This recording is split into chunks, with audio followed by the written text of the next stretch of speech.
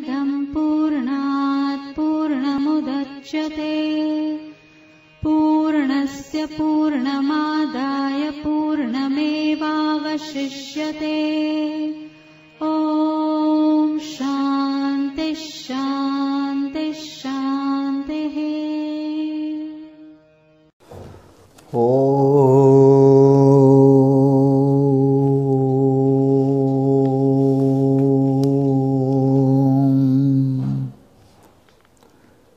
नीलाम्बुजश्यामलकोमलाङ्गं सीतासमारोपितवामभागं पाणो महासायकचारुचापं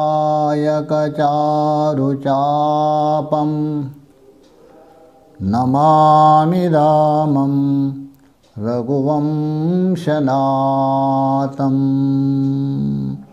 नमामि रामं रघुवंशनाथम्।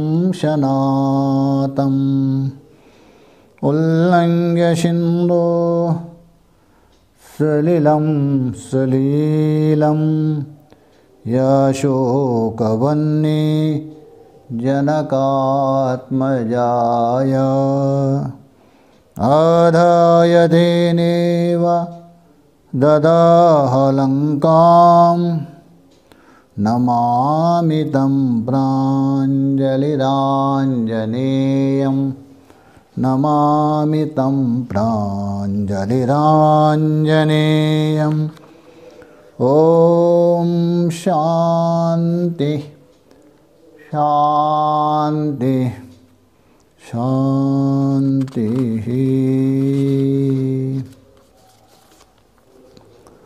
हम लोग गीता चिंतन माला के अंतर्गत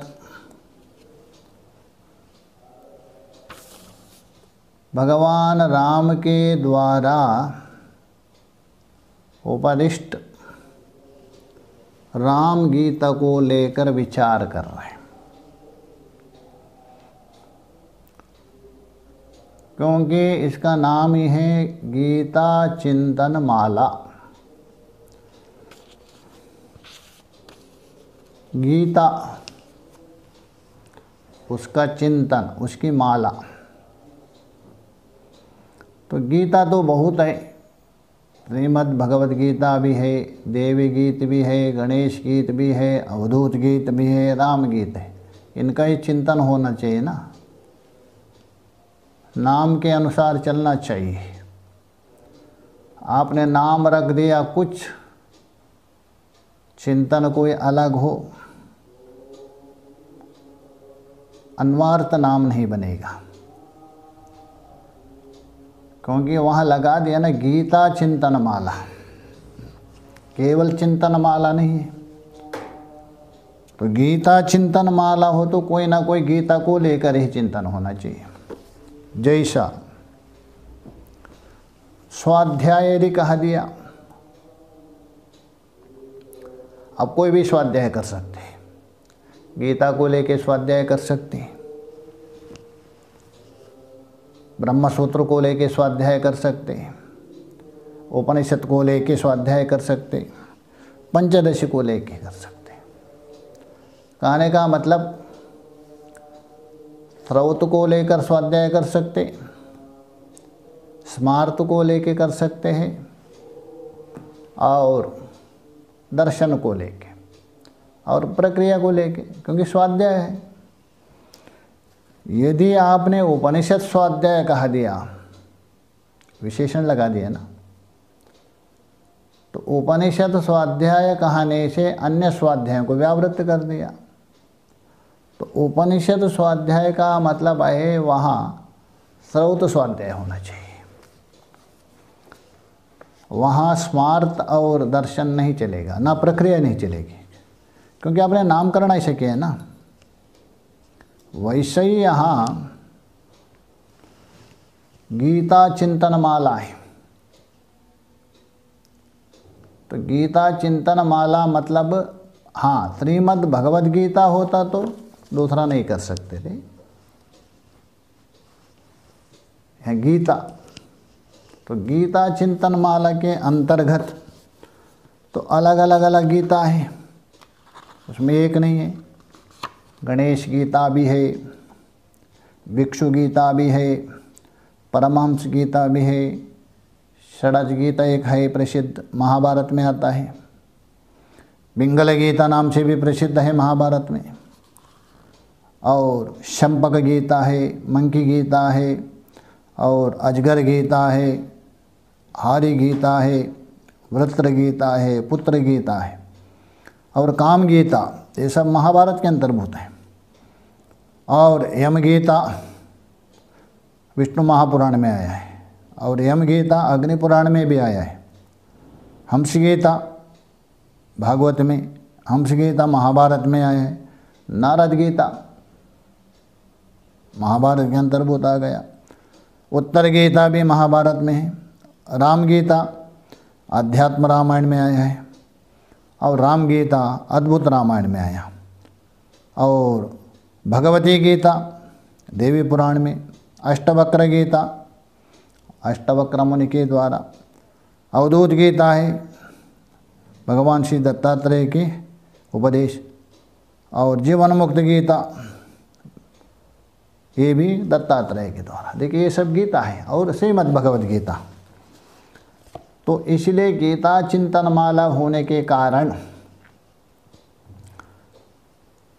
तो राम के द्वारा जो गीत उपदिष्ट है उसको लेके हम विचार कर रहे हैं। तो इसलिए यहाँ तक विचार हुआ था जब ये साधक का मतलब केवल साधक मतलब नहीं है, साधक की परम काष्ठा है। एक प्रकार से अभी तत्ववित्त ही मान लीजिए, अभी साधक नहीं है वो, क्योंकि साधक अवस्था में वो भावना कर सकता है, अनुभव नहीं कर सकता है। सब कुछ परमात्मा है ये भावना करना, सब कुछ परमात्मा है ये अनुभव करने में अंतर होता है। भावना जो कर रहे हैं आप परोक्ष के द्वारा कर रहे हैं ना, अनुभव तो अपरोक्ष कर रहे हैं ना। तो इसलिए साधक अवस्था में आप भावना कर सकते परोक्ष रूप से, सब ब्रह्मा है मैं भी ब्रह्मा हूँ करके। और वो जो भावना है ज्ञाननिष्ठ हो जाती, परानिष्ठ, तभी जाके वो अनुभव में आ जाती। तो इसलिए जब ये जो योगी है सभी प्राणी सभी पदार्थ स्वयं अपने भीतर ही है, कल्पित है, और स्वयं को सभी में देखता है। कहने का मतलब है मेरे से अतिरिक्त कुछ है ही नहीं, मैं ही सब में हूँ, सब मेरे में, ये भावना करता है। तो ईशावास्य आदि में भी ये बता दिया। तो उस समय में वो परमात्मा से एकीभूत हुआ है। परमात्मा से एकीभूत का मतलब है क्या वो परमात्मा से पहले अलग था?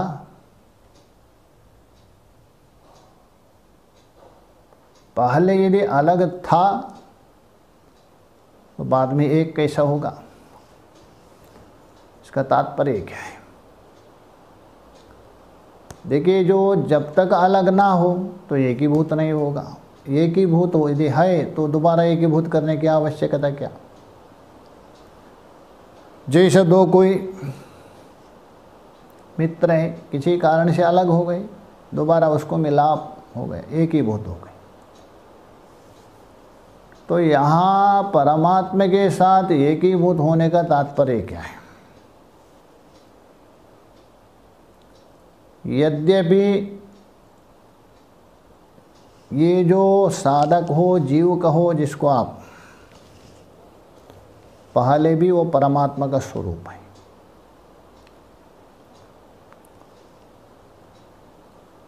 परमात्मा का स्वरूप होने पर भी बीच में एक आया ना अज्ञान, अविद्या कहिए अज्ञान कहिए। देखिए अज्ञान है अथवा अविद्या है, ये पर्याय शब्द है।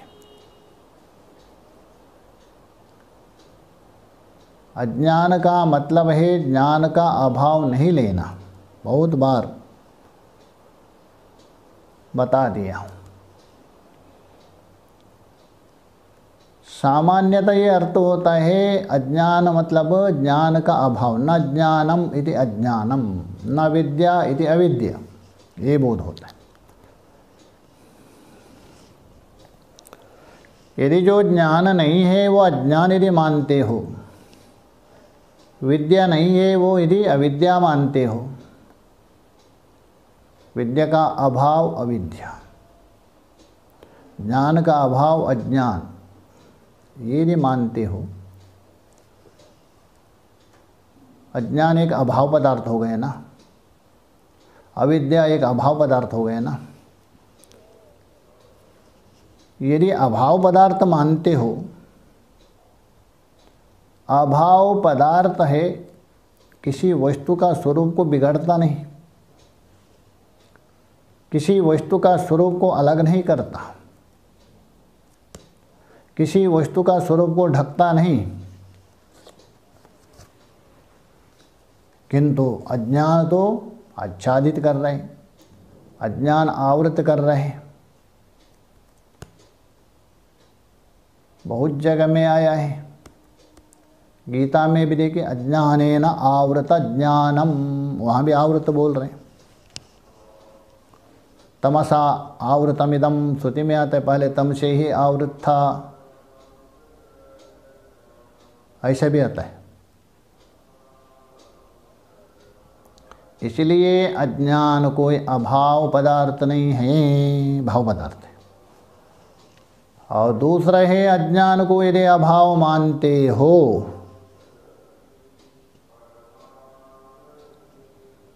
ज्ञान अभाव मानते हो, अभाव किसके प्रति कारण नहीं होता है? होता है? नहीं होता है, किंतु अज्ञान जगत का कारण मानते हैं। गीता में स्वयं बोल रहे, श्रुति में स्वयं बोल रही, इंद्रो मायावी पुरुरूपयते,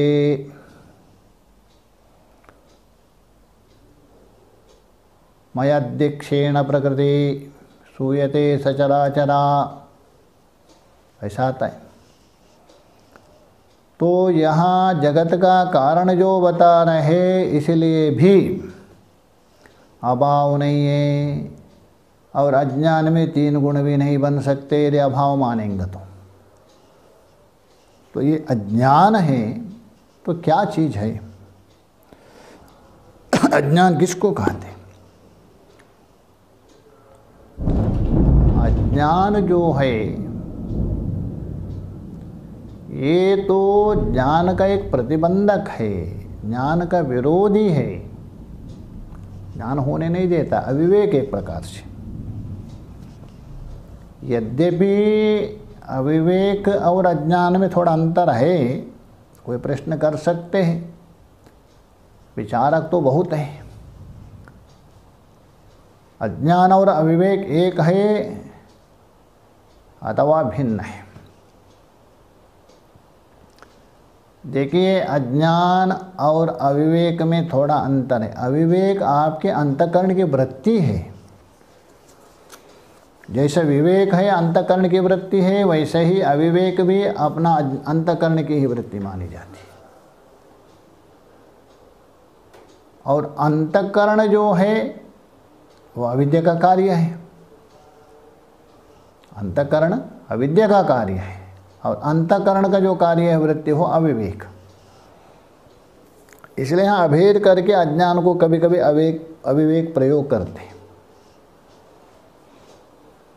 अज्ञान है, अविवेक है, अविद्या है करके।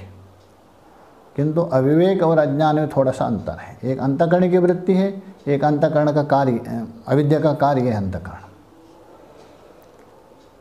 वो जो अज्ञान है मतलब ज्ञान का विरोधी, उसमें पहले भी बताया था 2 शक्ति प्रसिद्ध है, आवरण और विक्षेप। अच्छा, यदि अभाव होता तो ये शक्ति कहाँ से रहेंगी? ज्ञान यदि अभाव है, क्या इसमें शक्ति रहेगी? नहीं रहेगी ना। तीसरी भी एक है ज्ञान शक्ति। तो आवरण और विक्षेप शक्ति 2 है, तो उसके द्वारा ये भेद उत्पन्न होता है। कैसा? देखिए, आप तो सत चित्त आनंद स्वरूप है, इसमें कोई संदेह नहीं। ये श्रुति का और महापुरुषों का ये उद्गार है। अच्छा, थोड़ा विवेक से, विचार से आप चिंतन करिए, क्योंकि ये चिंतन माला है। अज्ञान का ज्ञान किसको हो रहा है? अज्ञान का ज्ञान आपको हो रहा है ना। अज्ञान का दृष्टा कौन? आप है ना। आप मतलब ये नहीं लेना शुद्ध अहम साक्षी। तो आपको यदि अज्ञान का ज्ञान हो रहा है, आप यदि दृष्टा है, आप यदि साक्षी अज्ञान का, तो वैसे ही रहिए, दृष्टा रूप से रहे, तभी आप सच्चिदानंद परमात्मा स्वरूप से अलग नहीं। सच्चिदानंद परमात्मा स्वरूप ही है, किंतु यहाँ खेल बिगड़ गया। जो बनाया है सब बिगड़ जाता है। यहाँ भूल करते हैं व्यक्ति। आप अज्ञान के दृष्टा होने पर भी, अज्ञान का ज्ञान आपको होने पर भी मान लिया मैं अज्ञानी हूँ, बस मैं अज्ञानी हूँ। ये प्रथम श्रेणी आपके अंदर आ गई। यहाँ से जीव बनने का प्रक्रिया शुरू हो गई। अभी तक जीव नहीं था, जैसा पहले लकड़ी ही थी, तो लकड़ी को बाद में धीरे धीरे थोड़ा बना दिया, वहाँ से मूर्ति बनने की प्रक्रिया शुरू हो जाती। लकड़ी को काट दिया, थोड़ा छेदन करके थोड़ा सा बना दिया, पूरा नहीं, तो मूर्ति बनने की प्रक्रिया होती। वैसे ही यहाँ ये मूर्ति बनने की प्रक्रिया शुरू होती, जीव रूप। तो अज्ञान है, मैं अज्ञानी हूँ। आप अज्ञान का दृष्टा होने पर भी मैं अज्ञानी हूँ, बस इतना मौका मिलते हुए अज्ञान अपना खेल शुरू करेगा, अपना तमाशा शुरू करेगी। वो मैं अज्ञानी हूँ मान लिए, प्रथमावस्था, जीव की प्रथमावस्था आ गई। जीव की प्रारंभ यहाँ से, जीव संज्ञा पढ़ने के, तो उतने में जो अज्ञान में जो आवरण शक्ति आ गई, दूसरे आवरण शक्ति आ गई। अज्ञान, उसके बाद आवरण शक्ति। उस आवरण शक्ति ने क्या किया? मैं अज्ञानी मानते हूँ, मैं अज्ञानी हूँ ये मानते ही आवरण शक्ति ने जो आपका मैं का वास्तव स्वरूप है ठप कर दिया, भुलवा दिया आपको। आवृत्ति का मतलब भुलवाना, और कुछ ढकना नहीं है वहाँ। जो मैं कौन हूँ, मैं सच्चिदानंद स्वरूप हूँ, ये स्वरूप को भुलवा दिया, आवृत कर दिया। ये दूसरा है जीव की दूसरी अवस्था। यहाँ से धीरे धीरे धीरे जीवत्व संज्ञा बढ़ रहा है। उतने में अज्ञान में बैठी हुई दूसरी शक्ति है, बस वो भी खड़ी हो गई। जो आपका असली स्वरूप है, असली मय को ढक दिया, उसको नकली मय बना दिया, मिथ्या मय बना दिया। अर्थात विक्षेप करके मैं जीव हूँ, मेरा जन्म हो रहे, मेरे मृत्यु हो रहे, मैं सुखी हूँ, मैं दुखी हूँ, सारा बना दिया। आप सत्य थे, विक्षेप शक्ति ने क्या किया, मैं असत्य हूँ, मैं मरने वाला हूँ। आप सत्य थे, अमरण धर्म वाले थे, विक्षेप शक्ति ने बना दिया मैं मरने वाला हूँ। आप चित्त थे, चैतन्य स्वरूप, और विक्षेप शक्ति ने बोल दिया मैं जड़ हूँ। और आप आनंद स्वरूप थे,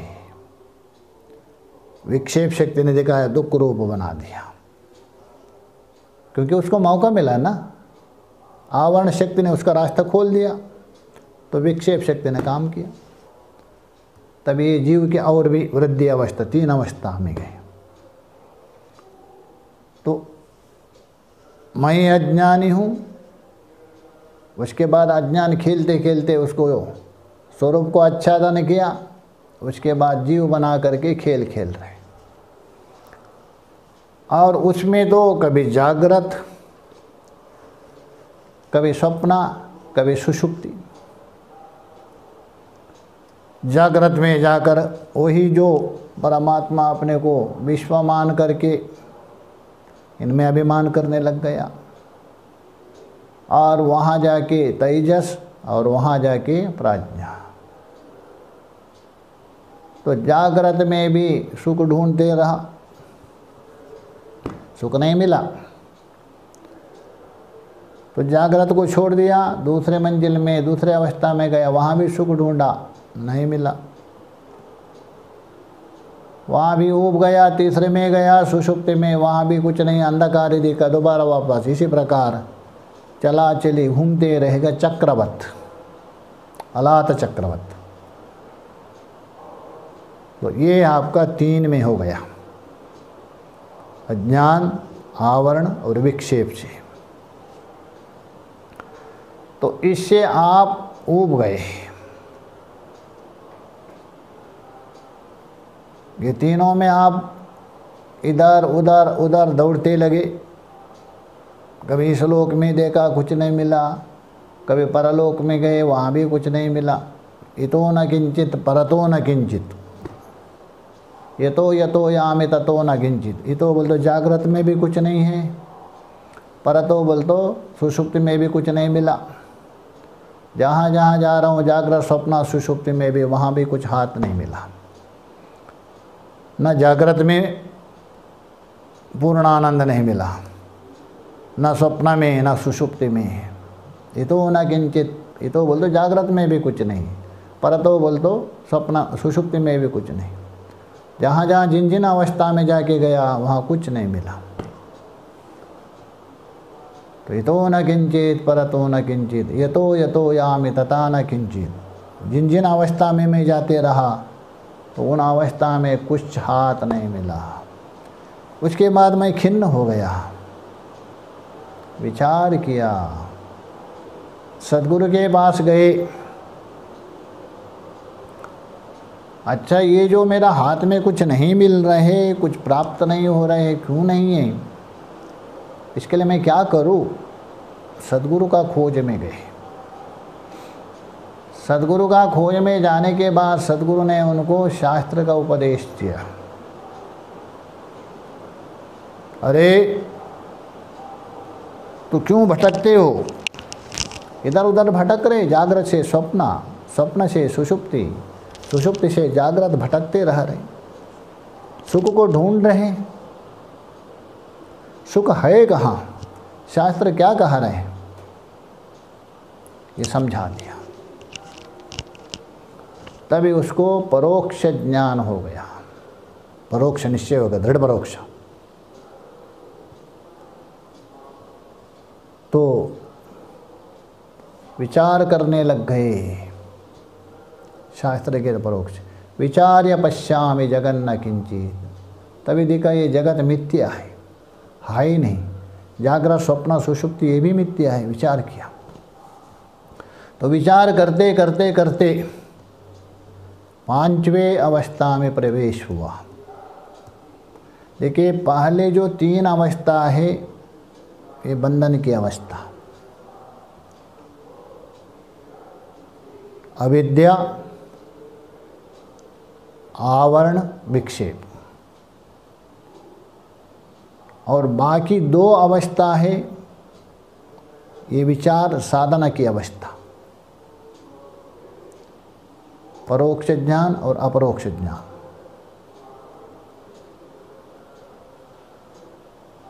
तो गुरु के पास जाके शास्त्र का अध्ययन किया, विचार किया, तो विचार्य पश्यामि जगन्न किंचित, कोई जगत है ही नहीं।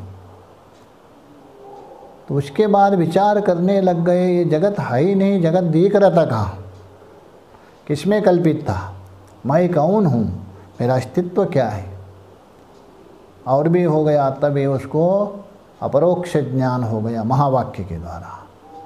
आत्मावलोकन न अधिकन न किंचित, आत्मा का अवलोकन किया, अपरोक्ष ज्ञान हो गया। अखंडाकार वृत्ति हो गई, उसके द्वारा अपरोक्ष ज्ञान हो गया। ये 5 हो गई। 3 बंधन की अवस्था, ये 2 छुटकार पाने की अवस्था, अर्थात साधन अवस्था मान दीजिए, चिंतन अवस्था मान दीजिए, क्योंकि चिंतन भी एक प्रकार साधना है ना, अंतरंग साधन। उसके बाद अभी तक अपने को दुख मान रहा था, दुख की निवृत्ति, ये 6वीं। और 7वीं है स्वस्वरूप में स्थिर परमानंद की प्राप्ति, प्राप्तस्य प्राप्ति, यही एक ही भाव, इसी का नाम है एक ही भाव कहते हैं। अब यह आत्यंतिक दुख निवृत्ति और परमानंद की प्राप्ति है, ये अपना स्वस्वरूप में स्थित एक ही भाव है, सिद्ध अवस्था। बंधन अवस्था, साधन अवस्था, वो सिद्ध। इसी को लेकर कुछ दार्शनिकों ने जीव की 3 माना स्वरूप, बद्ध जीव, साधक जीव, मुक्त जीव। उसी के अनुसार यदि घटा ना हो, 3 में बद्ध जीव हो गया, 2 में साधक जीव हो गया, अर्थात परोक्ष और अपरोक्ष में, और आगे का 2 आत्यंतिक दुख निवृत्ति परमानंद की प्राप्ति है, ये तो मुक्त जीव है। समझाने के लिए, उस समय जीव नहीं रहेगा, जीव बाधित हो गया, किंतु पूर्वावृत्ति को लेकर जीव कहा दिया, जीव नहीं रहेगा उस समय। आत्यंतिक दुख निवृत्ति परमानंद की प्राप्ति होने के बाद वहाँ जीवत्व संज्ञा नहीं रहेगा। इसी का नाम है एकत्व। इसी को यहाँ बता रहे, एक ही भूतः, और कोई एक ही भूत नहीं है। स्वस्वरूप में स्थित होना, अज्ञान के द्वारा भटक गए थे, अज्ञान के द्वारा बिछुड़ गए थे, आप अलग हो गए थे, तो अज्ञान की निवृत्ति, दुख की निवृत्ति कही, अज्ञान की निवृत्ति, और परमानंद की प्राप्ति का मतलब स्वस्वरूप में स्थित। यही क्या है, एक ही भाव है, और कोई एक ही भाव नहीं है। तो ये बोल रहे हैं, तो एक ही भाव किसके, परमात्मा के साथ। उस अवस्था में उसकी का नाम है केवलः, केवल बोल तो मोक्ष, ये कहा दिया था। जब उस साधक योगी के हृदय में संपूर्ण कामना लोप हो जाता है और अमृत तत्व को प्राप्त होकर कल्याण का भागी हो जाता है, कभी वहाँ एकत्व भाव से, यहाँ एकत्व भाव हो गया तभी। अतः जो मुंडक उपनिषद में जो कहा दिया, उसी को लेकर शब्दांतर में भगवान राम जी बता रहे। देखिए, यदा सर्वे प्रमुच्यन्ते कामायेष्यारधिष्ठिताः तदा सावामृति भूता क्षेमं गच्छति पंडितः। पंडित बोल रहे, पंडित का मतलब लोक में जो पंडित कहते हैं ना, वो पंडित नहीं लेना। लोक में जो पूजा करते हैं वो पंडित हुए, पंडित जी करके। किंतु काशी में ऐसा भी है, कोई भी पंडित है। पान जो बनाता नहीं पंडित, वाह एक पान बना रहे, पंडित कहते हैं। हाँ वो भी ठीक है, पंडित का मतलब निपुण, विशारद। किसमें? पान बनाने में वो विशारद, इसलिए पान का पंडित है, इतना जोड़ना पड़ेगा। और मिठाई वाले में ये पंडित जी एक मिठाई दे रहे और मिठाई का पंडित है, ये रूढ़ी को लेकर। किंतु वास्तव में जो पंडित का अर्थ होता है पंडा। पंडा का मतलब है आत्मा अनात्मा विवेक, नित्यानित्य का विवेक। वो जो है जिसमें पंडा नित्यानित्या आत्मा अनात्मा विवेक आश्चर्य स्थिति पंडिता, इतच प्रत्यय हो गया तारकाजी। तो पंडा से पंडिता बनता है, मतलब विद्वान का वाचक है। तत्ववित्त को बोलते हैं पंडित, इसलिए कभी कभी महात्माओं को पंडित शब्द कहते हैं। गलत नहीं है, किंतु प्रयोग करने वाला जो है पंडित, वो पूजा करने वाले अर्थ में कर रहे हैं। एक बार हम लोग गए थे पंजाब में, बरनाला में, 2-3 महात्मा थे। तो वहाँ एक झूला बना दिया था बैठने के लिए। हम बैठ के वहाँ झूल रहे थे सब। मैं खड़ा था, दोस्त महात्मा आ जाइए बैठो, बैठ गए। उतने में कोई भगत आ गए और भगत के साथ उनके बच्चे भी थे और बच्चियाँ भी थी। तो उन्होंने कहा पंडित जी प्रणाम। क्या कहा? पंडित जी प्रणाम। तो एक महात्मा थे, उन्होंने कहा ये बच्चे इधर आओ। देखो पंडित जी प्रणाम नहीं, महात्मा जी प्रणाम कहो। पंडित जी प्रणाम, हम लोग पंडित नहीं हैं ये कहा दिया। अभी देखिए वो महात्मा ने कहा दिया ठीक, और बच्चे ने भी कहा दिया ठीक। तो बच्चे ने कहा उसको विरोध क्यों किया? विरोध नहीं, उसको समझा दिया, विरोध नहीं। क्यों? देखो बच्चे का वहाँ तात्पर्य है ना पंडित, वो जानती नहीं पंडित का अर्थ। हाँ जान पूछ करके जो पंडित का अर्थ जानते हैं, पंडा अच्छा स्थिति पंडिता आत्मा अनात्मा, उस दृष्टि से यदि प्रयोग कर तो कोई गलत नहीं। किंतु उन्होंने पंडित का मतलब पूजा करने वाले, ये पंडित इस अर्थ में प्रयोग किया। वो तो केवल जो मंदिर में जो पूजा करते हैं, यज्ञ आदि करते हैं, उनका नाम है पंडित होता है। ब्राह्मण का, ब्राह्मण को कहते पंडित, उस अर्थ में उन्होंने प्रयोग किया था। तो तभी उस महात्मा ने कहा नहीं हम पंडित नहीं हैं, हम महात्मा हैं, ये तात्पर्य। नहीं तो वास्तव में पंडित का जो अर्थ है व्युत्पत्ति के अनुसार, क्योंकि 4 प्रकार के शब्द होते हैं ना। एक रूढ़ी शब्द, एक यौगिक शब्द, और यौगिक शब्द होता है, और एक यौगिक, अर्थात वहाँ रूढ़ी मतलब अनादि तात्पर्य, अनादि जो तात्पर्य है वो रूढ़ी होता है। यौगिक मतलब प्रकृति प्रत्यय के अनुसार विभाजन करना, और एक योगारूढ़ एक यौगिक रूढ़ होता है। जैसा रूढ़ी शब्द हो गया,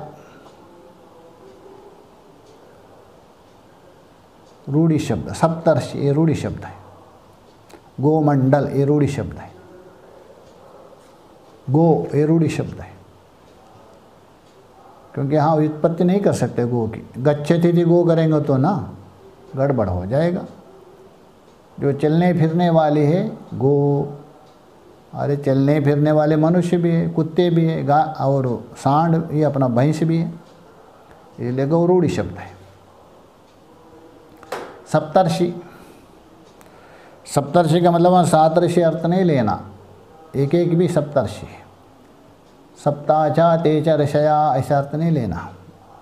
जो सप्तर्षि बोलते एक संज्ञा है, नाम, वशिष्ठ भी सप्तर्षि है।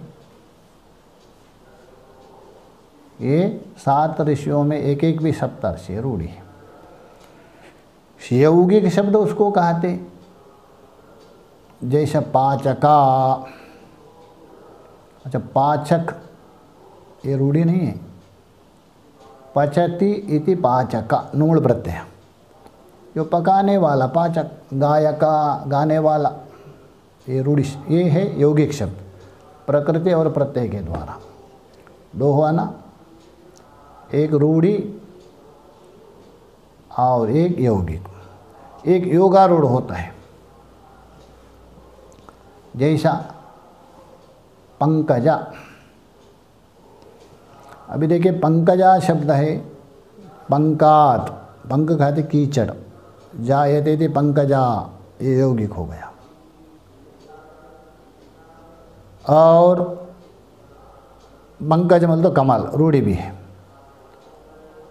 और एक यौगिक रूढ़ होता है। यौगिक मतलब यौगिक पद एक शब्द है 2 अर्थ में, जैसे उत्तरा, उत्तर का 2 अर्थ, उत्तर दिशा और अभिमन्यु की पत्नी भी है। तो यहाँ यौगिक रूढ़ी में उद्विजा शब्द है।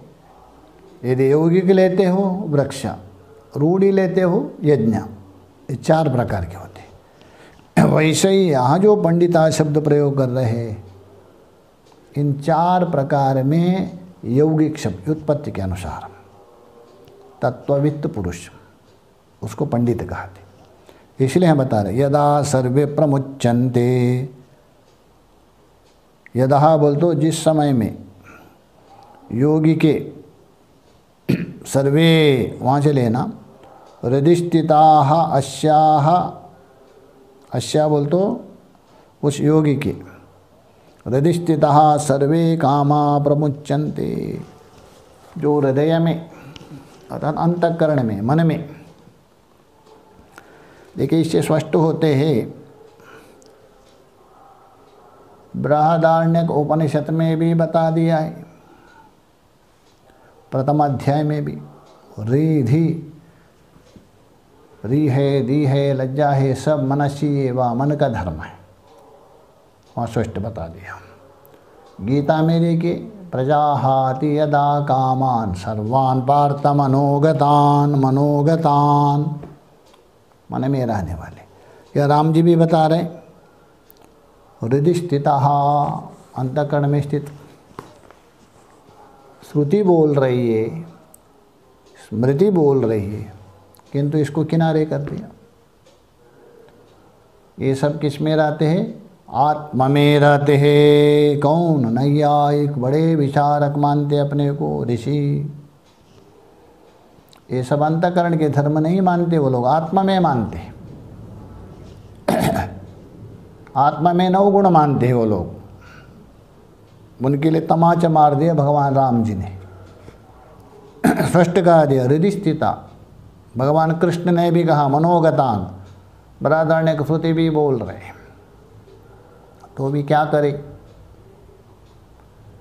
बोल रहे श्रुति स्मृति, तो भी अपने बुद्धि है ना अड़ंग करते हुए बोलेंगे लोग। सत्य होने पर भी, जैसे राजनीति में देखे जो हुआ घटना, उसके लिए उसको कुछ का कुछ मैंने ठीक ही किया, हुआ जो अच्छी बात कहेंगे। वैसे ही यहाँ हृदय स्थित, हृदय का शब्द है अंतःकरण, हृदय में स्थित है। कौन? ये कामः, सर्वे कामा, सभी कामना। कामना मतलब षड्रिपु, ये अंतःकरण में राग, द्वेष, काम, क्रोध, ग्रंथि, ये अंतःकरण में विद्यमान है। तो ये बोल रहे, तो हृदय में स्थित है। हाँ, ये जो नैयायिक है, वैशेषिकों ने आत्मा में कई समान, ये भी थोड़ा विचारणीय है। वो जो अनुभव को उन्होंने प्रधान दे दिया, जो अनुभव हो रहे उसको प्रधानता दे दी। अच्छा, आपको अनुभव क्या हो रहे? कभी कभी बोलते हैं कोई, एक है लखनऊ में, अच्छा है, विचारक है, तो कहते स्वामी जी आज मेरा मन दुखी है। कम से कम स्वीकार तो किया ना उसने, मैं ही दुखी नहीं माना, है भी छोटा है किंतु मेरा मन दुखी है। इतने अंश में प्रशंसा नहीं है। वो जानता है ना नहीं जानता है अलग बात है, किंतु मैं दुखी हूँ नहीं बोल दिया, मेरा मन आज दुखी है। किंतु नैयायी कहा गया था मैं दुखी हूँ। सामान्य व्यक्ति, अरे मैं बहुत दुखी हूँ आज, मैं बहुत दुखी हूँ, मैं दुखी हूँ, ये आप प्रयोग कर रहे कभी? जागृत में है ना, मैं दुखी हूँ, मैं सुखी हूँ, मैं प्रसन्न हूँ, ये जो आप प्रयोग कर रहे कहाँ? स्वप्न में। जागृत और स्वप्न में प्रयोग करते हैं। अच्छा, तीसरे में जाइए, सुषुप्ति में। क्या वहाँ आप कभी बोलते हैं मैं सुखी हूँ, मैं दुखी हूँ? होता है क्या? यदि हो रहे, आप सुषुप्ति में नहीं गए, गलत बात है, नहीं गए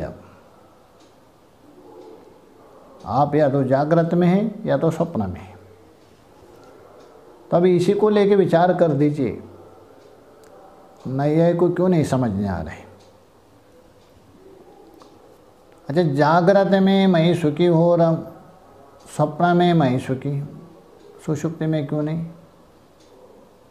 यदि कहेंगे सुषुप्ति में भी मैं नहीं हूँ, ये संभव नहीं। आप यदि सुषुप्ति में ना होता तो दोबारा जगने बाद आए कहाँ से? यदि ना होता तो सुषुप्ति में दोबारा आ गया कहाँ से? वो ऊपर से बस सोते समय निकल गया, बाद में दोबारा आ गए प्रवेश। जैसा आप दिन में घर छोड़ के बाहर गए, रात्रि में घर में आ गए, वैसे जागृत में आ गए और सोने के बाद गए। ये कभी संभव नहीं है, ऐसा नहीं हो सकता है। अच्छा, ये मान भी लीजिए कुछ समय के लिए, होता तो है ही नहीं, मान भी लीजिए गाढ़ा निद्रा में आप चल गए, जाते नहीं चल गए, तो इसलिए वहाँ मैं नहीं होता है, इसलिए मैं सुखी दुखी भी नहीं होता है, वहाँ मैं निकल गया। अच्छा, गाढ़ा निद्रा में यदि मैं निकल गया, अब दोबारा जगने के बाद क्या बोलते हैं? अरे मैं सुखपूर्वक सोया था, मुझे कुछ पता नहीं। ये क्या चीज़ है? अनुभव या स्मरण? अनुभव तो है ही नहीं, था प्रयोग कर रहे हैं। या था प्रयोग होता है वो भूतकालीन, भूतकालीन जो भी होता है वो स्मरण कोटि में जाता है, अनुभव कोटि में नहीं माना जाता है। था मतलब मैं सुखपूर्वक सोया था, एक मुझे कुछ पता नहीं। ये दो स्मरण हो रहे कि अनुभव आपने कहाँ किया, किसने किया? बताओ। मैं तो निकल गया सुषुप्ति में, है ही नहीं। आप तो है ही नहीं सुषुप्ति में, चल पड़े, जगते समय आ गए। स्मरण कैसा हो रहा है? तो इसे सिद्ध होता है सुषुप्ति में रहता है, आप निराकरण नहीं कर सकते। अच्छा, सुषुप्ति में है आप, तो वहाँ मैं सुखी मैं दुखी नहीं होता है। तो इसलिए ये मन का धर्म है। कुछ लोग कहते हैं, ऐसा भी कहते, वो भी कम नहीं है। वो कहते सुषुप्ति में भी रहता है सुख दुख, किंतु मैं सुखी, मैं ये करने के लिए वहाँ मन का संबंध नहीं है उनका। कहते मन का संबंध नहीं है इसलिए नहीं होता है, ऐसा मानते। अरे मन का संबंध नहीं है इसलिए नहीं होता, उसके अपेक्षा मन का ही धर्म मानो, आपत्ति क्या आपको? इतना लंबा चौड़ा प्रक्रिया यदि करते हो, मन का ही धर्म मानो। श्रुति बोल रहे, स्मृति बोल रहे, भगवान बोल रहे, उसको किनारा करके अपनी क्यों डबली बजाते हो? तो इसलिए जागृत में और स्वप्न में मन है, तभी मैं सुखी मैं दुखी होता। सुषुप्ति में मन नहीं है इसलिए वहाँ राग द्वेष आदि नहीं होता है, इसलिए सिद्ध होता है आत्मा के धर्म नहीं है। तर्क से भी सिद्ध होता है, युक्ति से भी सिद्ध होता है। श्रुति तो बता रहे हाथ जोड़ के स्वीकरणीय है, भगवान बोल रहे वो स्वीकरणीय है, तो भी युक्ति से भी सिद्ध होता है। अतः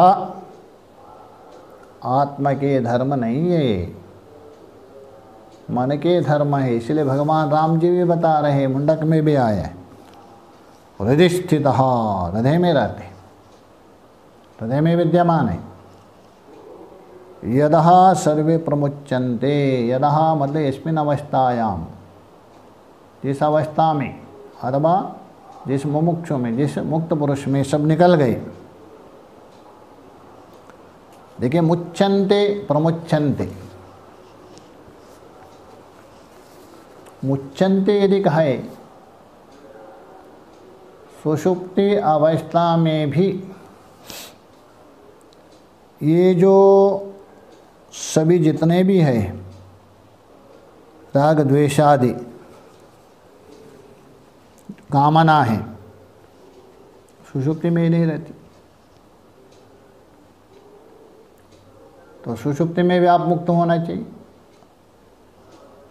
सुषुप्ति में जो वहाँ भी मुक्त होते हैं आप, किंतु वहाँ बीज रहता है, पूर्ण रूपेण निवृत्त नहीं होता, बीज रहता है। जब बीज अवस्था में होता है ना, आपको भान नहीं होता है। वही पल्लवित अवस्था आएंगे, कार्यावस्था आता है, तभी भान होता है। तो प्रमुच्यन्ते कहने से बीज के सहित नष्ट होता है। बीज है अज्ञान, अविद्या, अविद्या के सहित निवृत्त हो जाता है। इसलिए आप श्रुति बता रहे प्रकृष्टेना कारणेन सह, कारण के साथ वो निवृत्त होते। यदा सर्वे प्रमुच्यन्ते का कामा, कामा उपलक्षिता षट रिपु, सब लेना, संस्कार आदि सारे जो अनर्थ का कारण है वो सब लेना। अश्य, अश्य बोल तो मुमुक्षु योगी, योगी के कहाँ? हृदय स्थिता, अंतःकरणे स्थिता, अंतःकरण में विद्यमान, सब मुक्त होता है। तदा असो, उस समय में ये जो तत्वविद पुरुष कहिए अथवा पूर्वावस्था को लेकर करके जिज्ञासु कहिए, अमृति भूता, वो इमृति, कुछ लोग बोलते अमृति का जाएगा में इमृति, जो इमृति होते हैं ना जिलेबी के बड़े भाई मोटे मोटे, वो इमृति हो जाता है। तो अमृति भूता बोल तो अमृत तत्व को, वो अमृत तत्व क्या है? जो देवताओं ने पान किया था अमृत, वो अरे वो तो अमृत है, अपेक्षाकृत है। यहाँ अमृत का मतलब है मरणादि से रहित, षड्भाव विकार से रहित। षड्भाव विकारों से युक्त है वो मृत माना जाता है। मृत का मतलब ये परिवर्तन, केवल मरना मात्रा नहीं लेना। और षड्भाव विकार से रहित अमृति भूता, तद अमृतत्व को, षड्भाव विकार से रहित कौन है? मैं है अथवा मेरा, ये समझ लीजिए। शास्त्र बता रहे परमात्मा, अच्छी बात है, क्योंकि हम लोगों ने अभी पहले एक ही भाव किया है ना ऊपर, उसको लेके विचार कर रहे हैं। तो परमात्मा तत्पद लक्ष्य, जीवात्मा तुम पद का लक्ष्य, दो अलग नहीं। अच्छा, आपके शरीर में एक क्षेत्र है, एक क्षेत्रज्ञ है। क्षेत्र है वो मृत है, मतलब परिवर्तन हो रहा है ना। जायते, शरीर उत्पन्न हुआ, शरीर है, शरीर बढ़ रहे, शरीर में परिवर्तन आ गया, क्षीण हो रहे, नष्ट हो रहे, मर गया, ये है षड्भाव विकार कार्य। इसी का नाम है मृत।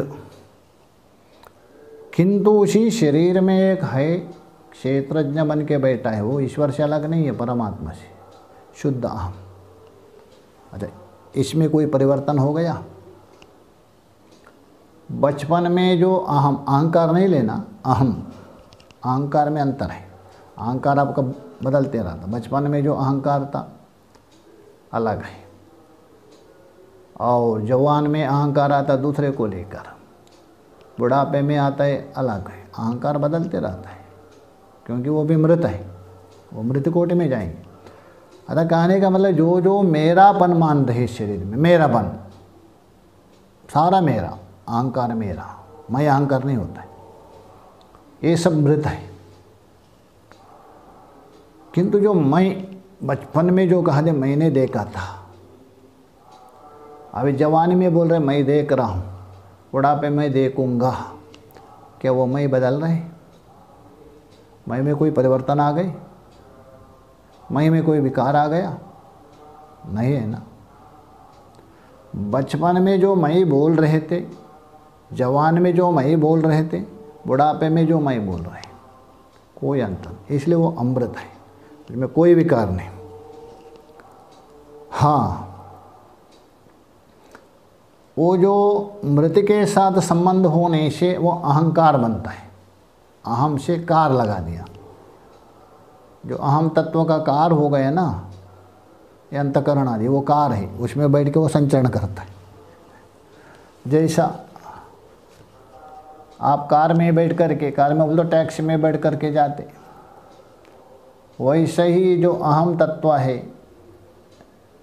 वो जो अंतकरण रूप कार में बैठ गया और संचरण कर रहा है, इतः तथा धावती, इधर उधर दौड़ने लगता है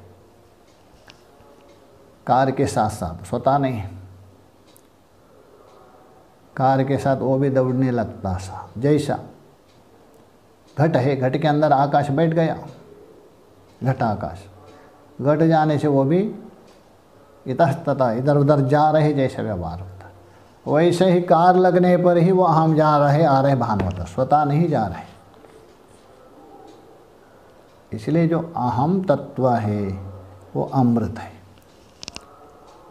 और अहम के साथ ममत्व जहाँ आ गए, मेरा, ये है मृत है, परिवर्तनशील, नाशवान है। इसलिए यहाँ बता रहे तदा असु, असु का मतलब ऊपर अस्या शब्द से बताया वो योगी, वो साधक।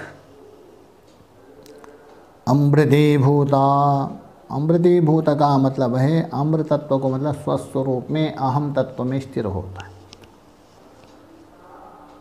अर्थात वो ब्रह्म तत्व है, सच्चिदानंद स्वरूप है, उसमें स्थिर होना अतः पहचानना। होने पर भी पहले नहीं पहचानते थे, अभी पहचानना ही वो अमृत है, अमृत तत्व को प्राप्त। और कोई नहीं यहाँ से जाके स्वर्ग में गए वहाँ अमृत हो गए, ऐसा नहीं।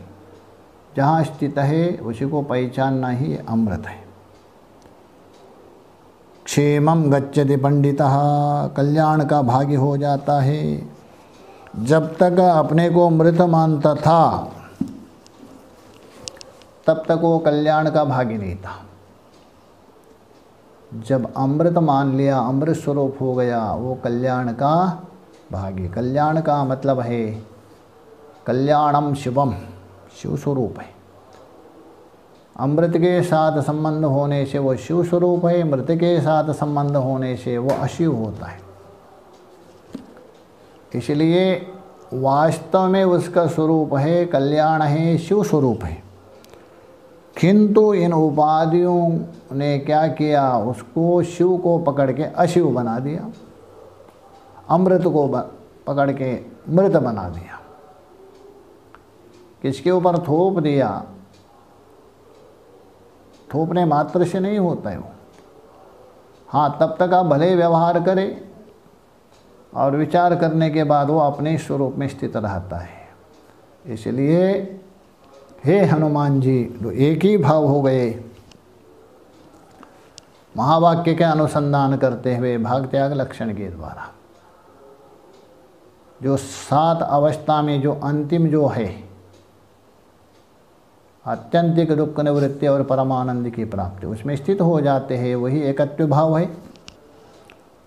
वो अमृतत्व को प्राप्त करते हैं और जितने भी उपाधि है वो नष्ट हो जाते हैं और तभी आनंदम ब्रह्मणा विजानत, आनंद स्वरूप ब्रह्म में स्थित हो जाए, वही सबका स्वरूप है। इसलिए राम जी हनुमान जी के द्वारा जिज्ञासु साधकों को समझा रहे।